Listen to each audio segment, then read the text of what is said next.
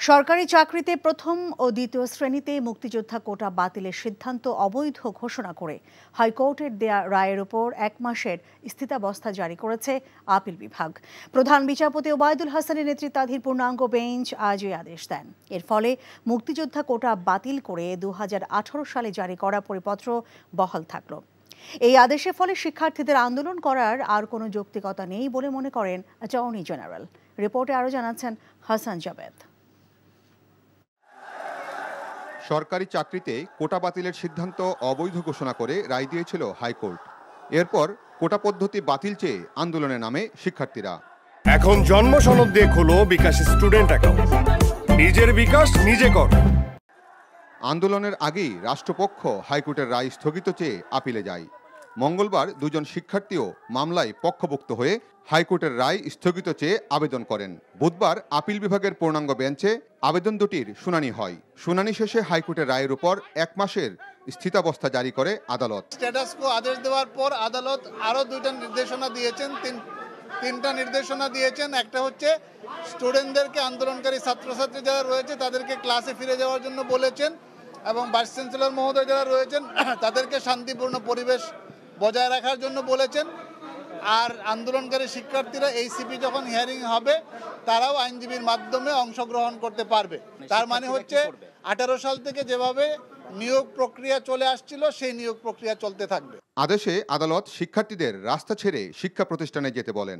কোনো রায়ে অসন্তোষ হলে আপিল বিভাগে না গিয়ে রাজপথে আন্দোলন ঠিক নয় বলেও আদেশে উল্লেখ করে আদালত একটি কথা পরিষ্কার করে বলছেন যে কোনোভাবেই যে রাস্তায় আন্দোলন করে তো আদালতের আদেশ পরিবর্তন করা যায় না। আদালতের আদেশের বিরুদ্ধে কারো যদি বক্তব্য থাকে, যদি কারো কোনো গ্রিভান্স থাকে, সেই ক্ষেত্রে আদালতে আসতে হবে। ছাত্রদের উদ্দেশ্যে আমি বলবো যে আপনাদের আর আন্দোলন করার কোনো যৌক্তিক কারণ নাই। যেহেতু আদালত ইতিমধ্যে একটি অন্তর্বর্তী আদেশ দিয়েছেন, আপনারা সবাই রাস্তা ছেড়ে মানুষ জনদুর্ভোগটা আপনারা করবেন না, জনদুর্ভোগ সৃষ্টি করবেন না। আগামী 7 আগস্ট রাষ্ট্র এবং পক্ষভুক্তকারীদের আবেদনের উপর পরবর্তী শুনানির জন্য দিন ধার্য করেছে আদালত। Hasan Jabed, NTV news, Dhaka. এদিকে বাংলা ব্লকেজের কারণে রাজধানী ঢাকা সহ সারা দেশ স্থবির। সকাল থেকে কোটা সংস্কারের দাবিতে মহাসড়ক অবরোধ করে বিক্ষোভ করছেন শিক্ষার্থীরা, যার কারণে যানজটে নাকাল যাত্রীরা। দাবি আদায় না হওয়া পর্যন্ত আন্দোলন চালিয়ে যাওয়ার কথা বলেছেন বৈষম্য বিরোধী ছাত্র আন্দোলনের নেতারা। শিক্ষার্থীদের আন্দোলনে কারো উস্কানি আছে কিনা সেদিকে নজর রাখছে আইন শৃঙ্খলা রক্ষাকারী বাহিনী, জানিয়েছেন সড়ক পরিবহন ও সেতুমন্ত্রী এবং স্বরাষ্ট্রমন্ত্রীও। আরও জানাচ্ছেন শফিক শাহীন। সরকারি চাকুরিতে কোটা সংস্কারের দাবিতে বাংলা ব্লকেট কর্মসূচি পালন করছে আন্দোলনরত শিক্ষার্থীরা। বুধবার সকাল থেকে সন্ধ্যা পর্যন্ত ঘোষিত কর্মসূচিতে ঢাকা বিশ্ববিদ্যালয় সহ বিভিন্ন বিশ্ববিদ্যালয় ও কলেজের শিক্ষার্থীরা অংশ নেন। রাজধানীর শাহবাগ সায়েন্স ল্যাবরেটরি মোড়, 0 পয়েন্ট, মৎস্য ভবন এলাকা, বাংলা মোটর, কারওয়ান বাজার ফার্মগেট, বিজয় সরণি, কারওয়ান বাজার রেলগেট, আগারগাঁও, মহাখালী এলাকায় সড়ক অবরোধ করেন শিক্ষার্থীরা। এখন জন্ম সনদ দিয়ে খোলো বিকাশ স্টুডেন্ট অ্যাকাউন্ট, নিজের বিকাশ নিজে কর। তাদের দাবি আদায়ের স্লোগানে মুখরিত পুরো এলাকা। বৈষম্য বিরোধী শিক্ষার্থীরা জানান, দাবি আদায় না হওয়া পর্যন্ত আন্দোলন। আমরা মহামান্য হাইকোর্টকে স্বাগত জানাবো এই সিদ্ধান্তের জন্য, কিন্তু দ্বিতীয়ত গুরুত্বপূর্ণ কথাটি হচ্ছে যে আমরা অবশ্যই আমাদের কর্মসূচি বহাল রাখব। অবরোধের কারণে সড়কে চলাচলকারী যানবাহন থমকে দাঁড়ায়, ভোগান্তিতে পড়েন যাত্রীরা।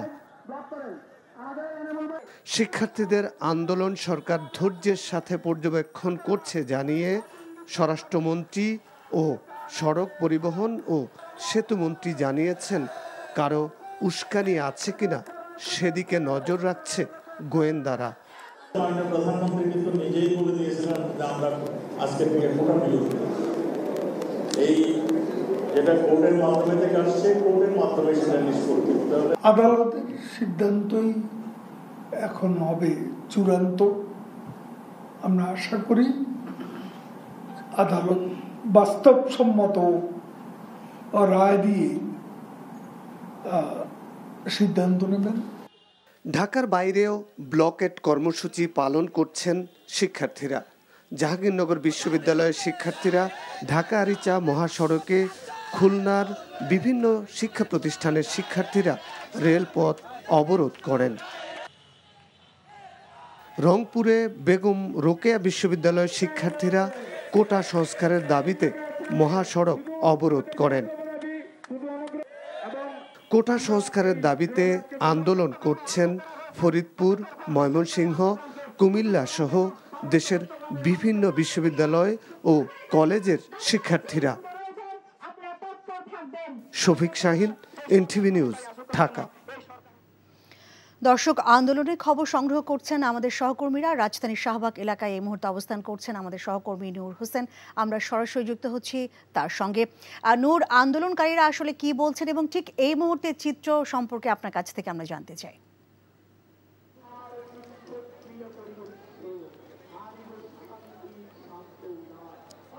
লিনা, আপিল বিভাগ যখন হাইকোর্টের গত মাসের যে আদেশ সেটির উপর একটা স্থিতাবস্থা জারি করে, সেই খবরটি যখন আন্দোলনকারীরা জানতে পারে তার পরপরই তারা আমাদের কাছে তাদের যে প্রতিক্রিয়া সেটি জানিয়েছেন।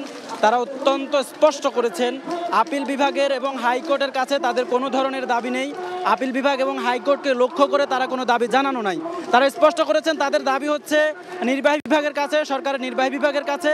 নির্বাহী বিভাগের পক্ষ থেকে যদি তাদের যে দাবি এক দফা, অর্থাৎ সব ধরনের সরকারি চাকরিতে সকল গ্রেডের সরকারি চাকরি নিয়োগের ক্ষেত্রে যত কোটা আছে সব কোটা বাতিল করে শুধুমাত্র সংবিধান স্বীকৃত যে অনগ্রসর জনগোষ্ঠী আছে, যে পিছিয়ে পড়া জনগোষ্ঠী আছে, আদিবাসী এবং প্রতিবন্ধীদের জন্য ন্যূনতম সর্বোচ্চ 5% কোটা রেখে যদি একটি পরিপত্র জারি করা হয় অথবা আইন পাস করা হয়, সেক্ষেত্রে তারা তাদের দাবি মেনে নেওয়া হয়েছে বলে মনে করছেন। তারা বলছেন সরকারের পক্ষ থেকে, নির্বাহী বিভাগের পক্ষ থেকে যদি তাদেরকে শুধু আইন পাস পর্যন্ত যেতে হবে না, এখন যদি একটি লিখিত ডকুমেন্টের মধ্য দিয়ে, লিখিত আদেশের মধ্য দিয়ে যদি সরকারের পক্ষ থেকে জানানো হয় যে তাদের যে এক দফা দাবি, সে এক দফা দাবি মানা হবে, সে এক দফা দাবির কথা সরকার শুনবে, সেক্ষেত্রে তারা তাদের আন্দোলন প্রত্যাহার করবে।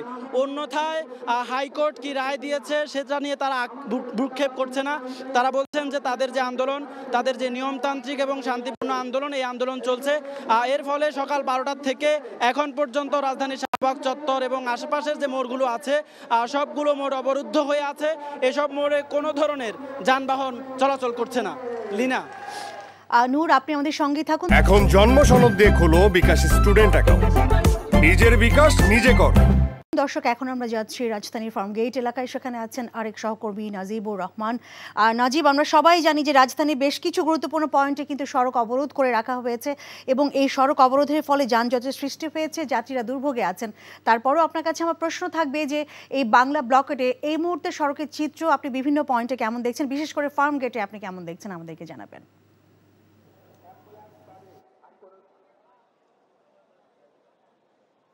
লিনা, আমি কিছুক্ষণ আগেই ফার্মগেট থেকে একটু এগিয়ে কারণ বাজারে এসে অবস্থান নিয়েছি। সেখানে কিন্তু আসলে কোটা আন্দোলনকারীরা যাদের পূর্ব ঘোষিত যে কর্মসূচি ছিল বাংলা ব্লকের, সেই কর্মসূচির অংশ হিসেবেই কিন্তু তারা রাজধানীর যে গুরুত্বপূর্ণ পয়েন্টগুলো রয়েছে সেই পয়েন্টগুলো কিন্তু তারা ব্লক করে রেখেছে, অর্থাৎ যান চলাচল একেবারেই বন্ধ।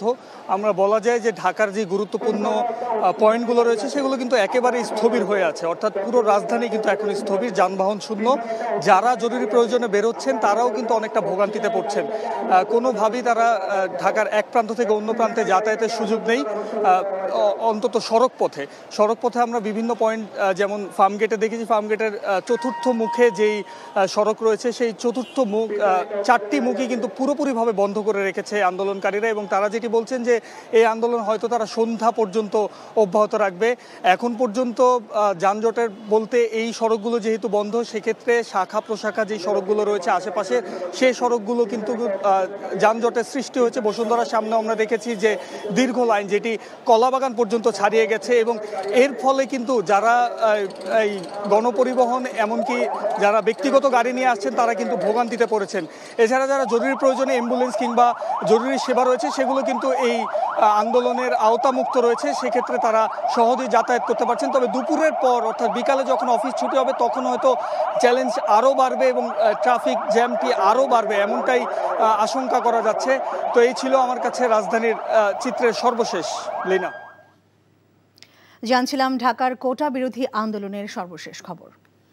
এখন জন্ম সনদ দিয়ে খোলো বিকাশ স্টুডেন্ট অ্যাকাউন্ট, নিজের বিকাশ নিজে কর। দর্শক, এবারে আমরা ঢাকার বাইরে আন্দোলনের খবর জানতে যাব। চট্টগ্রামে সেখানে আছেন আমাদের সিনিয়র করেসপন্ডেন্ট আরিজ আহমেদ। আরিজ, আমরা কিছুক্ষণ আগে ঢাকার কোটা বিরোধী আন্দোলনের খবর জেনেছি আপনার কাছে। আমরা চট্টগ্রামে কোটা বিরোধী আন্দোলনের কি অবস্থা এই মুহূর্তে সেটি জানতে চাই।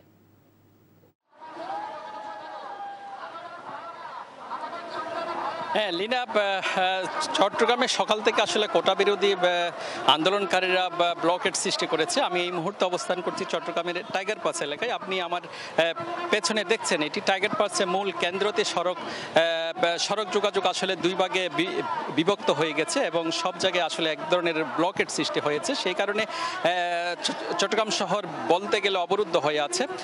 এক পাশে চট্টগ্রামের যে বাণিজ্যিক এলাকা আছে এবং অন্য পাশে যে 1602 নম্বর গেট, ইস্পাহানি মোড়, জিসির মোড় সহ পুরো এলাকা জুড়ে আসলে সড়ক যোগাযোগ বন্ধ আছে।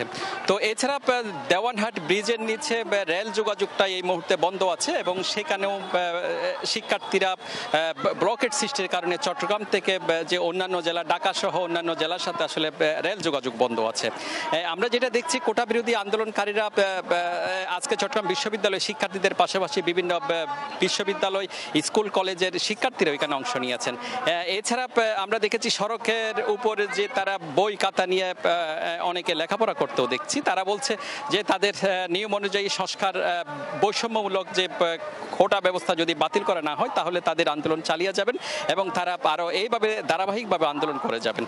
লীনা, এই ছিল এখানকার সর্বশেষ। জানছিলাম চট্টগ্রাম থেকে সেখানকার কোটা আন্দোলনের সর্বশেষ খবর। যে কোনো ফরম্যাটে ব্রিক্সে বাংলাদেশের অন্তর্ভুক্তির জন্য সমর্থনের প্রতিশ্রুতি দিয়েছে চীন। সেই সাথে বাংলাদেশকে 1 বিলিয়ন চীনা মুদ্রা সহায়তা দেওয়ার প্রতিশ্রুতি দিয়েছেন দেশটির প্রধানমন্ত্রী লি চিয়াং। সকালে বেইজিংয়ে গ্রেট হলে প্রধানমন্ত্রী শেখ হাসিনার সাক্ষাতে এসব প্রতিশ্রুতি উঠে আসে। দ্বিপাক্ষিক বৈঠকে মোট 22টি সমঝোতার স্মারক সই হয়। আগামী বছর বাংলাদেশ চীনের 50 বছর পূর্তি উপলক্ষে চীনের প্রধানমন্ত্রীকে সস্ত্রীক বাংলাদেশে সফরে আহ্বান জানিয়েছেন প্রধানমন্ত্রী। বেইজিং থেকে আরও জানাচ্ছেন মুকসিমুল হাসান, ছবি তুলেছেন অজিত আইচ। প্রধানমন্ত্রী শেখ হাসিনার চীন সফরের অন্যতম গুরুত্বপূর্ণ দিন বুধবার। সফরের তৃতীয় ও শেষ দিন স্থানীয় সময় সকাল 11টায় প্রধানমন্ত্রী যান চীনের the great hall of people's. এখন জন্ম সনদ দিয়ে খোলো বিকাশ স্টুডেন্ট অ্যাকাউন্ট, নিজের বিকাশ নিজে কর। এ সময় তাকে লাল গালিচা সংবর্ধনা জানান চীনের প্রধানমন্ত্রী লি চিয়াং। দেওয়া হয় গার্ড অফ অনার। তোপধ্বনি হয় মোট 21 বার।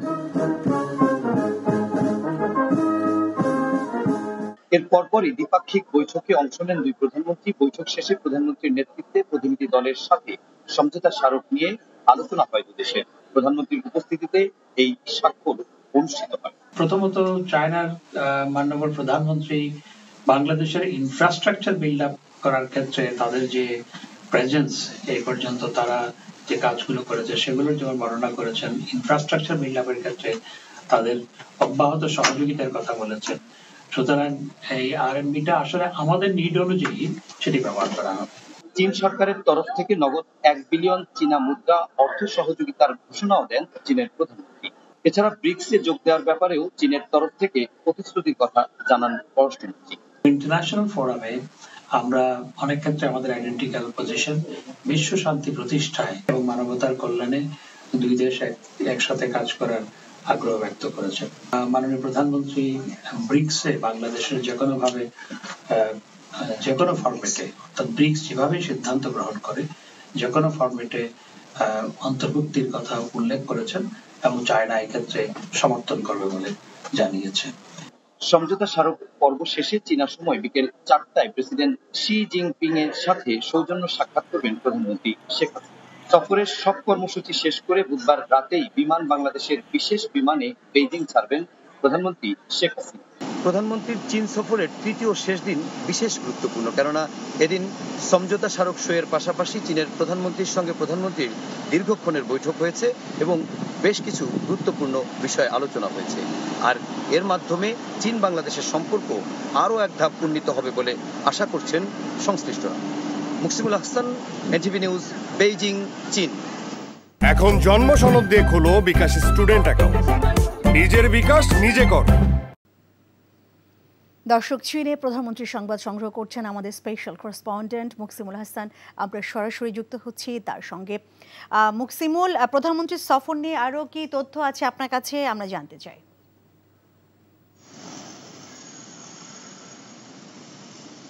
হ্যাঁ লীনা, প্রধানমন্ত্রীর সফর নিয়ে সবচেয়ে গুরুত্বপূর্ণ যে তথ্যটি, অর্থাৎ প্রধানমন্ত্রীর এই 3 দিনের সফরের সবচেয়ে গুরুত্বপূর্ণ যে অনুষ্ঠানটি, অর্থাৎ চীনের রাষ্ট্রপতির সঙ্গে শি জিনপিং এর সঙ্গে দেখা করার আজকেই বিকেল 4টা স্থানীয় সময়, অর্থাৎ এখন বাংলাদেশ সময় দুপুর 2:10-15 বাজে। এই সময়টি অর্থাৎ চীনের সময় 4:10-15, অর্থাৎ 2 ঘন্টা চীন থেকে বাংলাদেশ থেকে চীন 2 ঘন্টা এগিয়ে আছে। এবং অর্থাৎ এখন বাংলাদেশের প্রধানমন্ত্রীর সঙ্গে চীনা রাষ্ট্রপতির বৈঠক চলছে। এর আগে আমরা সকালে যেমনটি সংবাদে আমরা উল্লেখ করেছিলাম যে প্রধানমন্ত্রীর সঙ্গে চীনের প্রধানমন্ত্রীর সঙ্গে সাক্ষাৎ হয়েছে, এখন চীনের রাষ্ট্রপতির সঙ্গে সাক্ষাৎ হচ্ছে। এবং এই আনুষ্ঠানিকভাবে কর্মসূচির ভিতরে বলা যায় যে এই দুজনের মধ্যে দুজনের ভিতরে যে একেবারে একান্ত সাক্ষাৎ চীনের রাষ্ট্রপতির সঙ্গে বাংলাদেশের প্রধানমন্ত্রী, এটি সবচেয়ে গুরুত্বপূর্ণ এবং 3 দিনের সবচেয়ে গুরুত্বপূর্ণ সফরের ইভেন্ট বলা যায় যে এটি।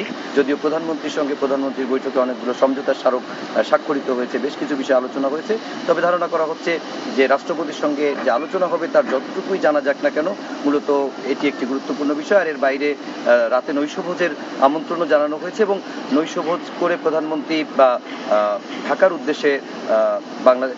উদ্দেশ্যে বেইজিং ত্যাগ করবেন। এবং একটি বিষয় জানিয়ে রাখি, এখানে পররাষ্ট্রমন্ত্রী যে সংবাদ সম্মেলনটি করেছিলেন তিনি একটি কথা বলেছেন যে বাংলাদেশে অনেক গণমাধ্যমে এরকম দেখা যাচ্ছে যে ভিন্ন কোনো কারণে প্রধানমন্ত্রী তার সফর সংক্ষিপ্ত করে চলে আসছে, কিন্তু পররাষ্ট্রমন্ত্রী বলছেন যে না, প্রধানমন্ত্রী তার সব কর্মসূচি শেষ করে রাতে এখানে অবস্থান না করে বাংলাদেশে গিয়ে রাতে অবস্থান করবেন, কারণ তার কন্যা সাইমা ওয়াজেদ তিনি অসুস্থ এবং তার অসুস্থতার কারণেই প্রধানমন্ত্রী মা হিসেবেই একটু আগে চলে যাচ্ছেন। যদিও তার সফরটি মূলত বলা যায় যে শেষই হয়ে যাবে, শুধুমাত্র ফ্লাইটের টাইমটি পরিবর্তন হয়েছে। তো এ নিয়ে যেন কোনো ধরনের উদ্বেগ, উৎকণ্ঠা কিংবা বিভ্রান্তি না ছড়ায় সেজন্য পররাষ্ট্রমন্ত্রী আহ্বান জানিয়েছেন। সব মিলিয়ে বলা যায় যে কর্মব্যস্ততার মধ্যেই প্রধানমন্ত্রী 3 দিন কাটিয়েছেন এবং আজ শেষ দিনের শেষ কর্মসূচিতে রয়েছে। লীনা, এই হচ্ছে চীনের বেইজিং থেকে সবশেষ খবর। জানছিলাম চীনে প্রধানমন্ত্রীর কর্মসূচির খবর। ভালোবাসাটা কি জানো? 1 মণ দুধের মধ্যে 1 ফোঁটা গরুর চোনা। এই 1 ফোঁটা গরুর চোনা যেমন 1 মণ দুধকে নষ্ট করে দেয়, ঠিক সেরকম ভাবে প্রেম ভালোবাসাটা তোমার ক্যারিয়ারটাকে একদম নষ্ট করে দেয়। তোর জন্য কেন আমার এত টান, তুই ছাড়া কাঁদে আমার অবুঝ পরাণ, দূরে গেলে বুকে ভালোবাসা জাগে, তোর জন্য আমার বড্ড মায়া লাগে। তুমি আমার কাছে টাকা চাইতেছো, সেরকম আমারও তোমার কাছে একটা চাওয়া আছে। স্যার ইভেন এটাও বলছে যে আপনি নাকি পড়াশোনা ভালো মতো শেখান না।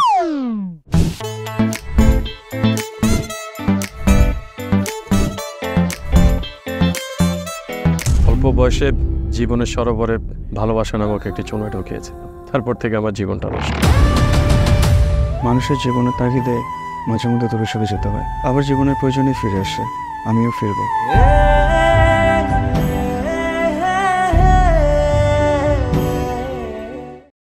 এখন জন্ম সনদ দিয়ে খোলো বিকাশ স্টুডেন্ট অ্যাকাউন্ট। নিজের বিকাশ নিজে কর।